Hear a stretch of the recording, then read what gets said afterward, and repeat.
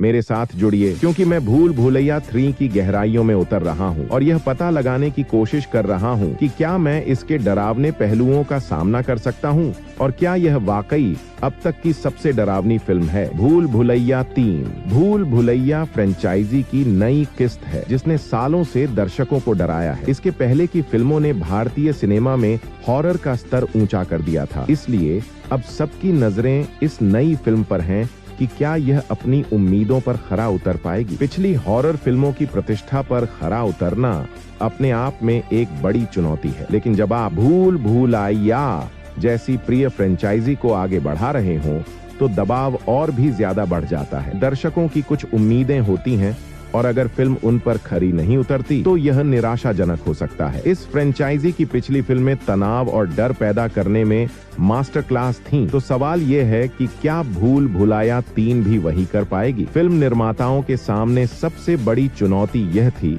कि वे पिछली फिल्मों की तुलना में ज्यादा डरावना कैसे बनाएं। आप पुरानी तरकीबों को दोहराकर वही प्रभाव पैदा नहीं कर सकते, आपको कुछ नया पेश करना होता है। इसके लिए सीमाओं को आगे बढ़ाना, जोखिम उठाना और उम्मीद करना कि ये सब सफल होंगे। यह नवीनता और परिचय के बीच संतुलन बनाए रखने का मामला है और यह आसान नहीं है, लेकिन असली चुनौती है दर्शकों की उम्मीदों पर खरा उतरना। हॉरर के प्रशंसक समर्पित होते हैं और हम इस फिल्म का सालों से इंतजार कर रहे थे। अगर यह उम्मीदों पर खरी नहीं उतरी तो हम सबसे पहले इसे आलोचना करेंगे। इसका मतलब है कि फिल्म निर्माताओं को पूरी तरह सुनिश्चित होना पड़ा कि वे कुछ ऐसा लेकर आएं जो देखने लायक हो। हॉरर शैली का मुख्य तत्व है इसका वातावरण और भूल भुलैया थीम इसमें कमाल करती है। डरावनी सिनेमैटोग्राफी से लेकर अजीबोगरीब साउंड डिजाइन तक फिल्म का हर तत्व आपको असहज महसूस कराने के लिए बनाया गया है। इसकी कहानी जटिल और परतदार है, जिसमें ऐसे पात्र हैं जो बहुआयामी और संबंधित हैं। ये केवल डरावने दृश्यों की बात नहीं है, ये तनाव और सस्पेंस बनाने की बात है जो आपको अंत तक आपकी सीट के किनारे पर रखे। फिल्म का एक उत्कृष्ट तत्व है इसकी सेटिंग का उपयोग। पुराना हवेली,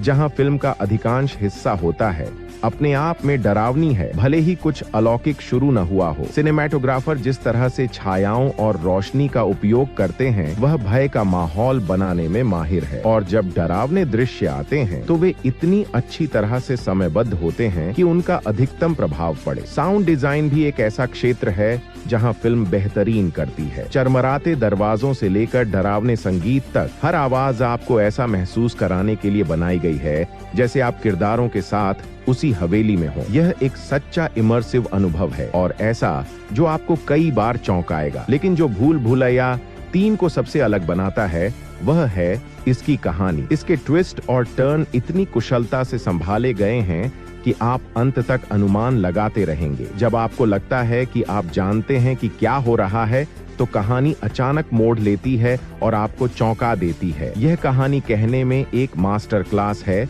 जो आपको अंत तक आपकी सीट के किनारे पर रखती है। फिल्म का सबसे तीव्र दृश्य वह है जब नायक पहली बार भूतिया रहस्य का पता लगाता है। यह तनाव पैदा करने में मास्टर क्लास है, जिसमें संगीत और साउंड डिजाइन साथ मिलकर शुद्ध डर का माहौल बनाते हैं। जिस तरह से कैमरा नायक के चेहरे पर टिका रहता है, हर डर और अनिश्चितता को पकड़ते हुए वह दिल दहला देने वाला है। यह ऐसा दृश्य है जो आपके साथ लंबे समय तक रहेगा, आपके सपनों को डरावना बना देगा और यह सोचने पर मजबूर करेगा कि क्या आप ऐसी स्थिति का सामना करने की हिम्मत कर पाएंगे। लेकिन इसके बाद जो आता है वह और भी डरावना है। जो ट्विस्ट सामने आता है वह वास्तव में चौंकाने वाला है और आपको झकझोर कर रख देता है। यह फिल्म की प्रभावशीलता का प्रमाण है कि इसे कई बार देखने के बाद भी मैं उस दृश्य को याद करके सिहर उठता हूँ। यह एक सच्चा उत्कृष्ट क्षण है जो पूरी फिल्म में भरा हुआ है। तो क्या भूल भुलैया 3 अब तक की सबसे डरावनी फिल्म है? यह निश्चित रूप से शीर्ष पर है, लेकिन यह शीर्ष स्थान लेती है या नहीं यह बहस का विषय है। जो बात निर्विवाद है वह यह है कि यह हॉरर फिल्म निर्माण में एक मास्टर क्लास है, जिसमें ऐसे तत्व हैं जो क्रेडिट रोल होने के बाद भी आपके साथ रहेंगे। देखने के लिए धन्यवाद, और अगर आपने भूल भुलैया 3 देखी है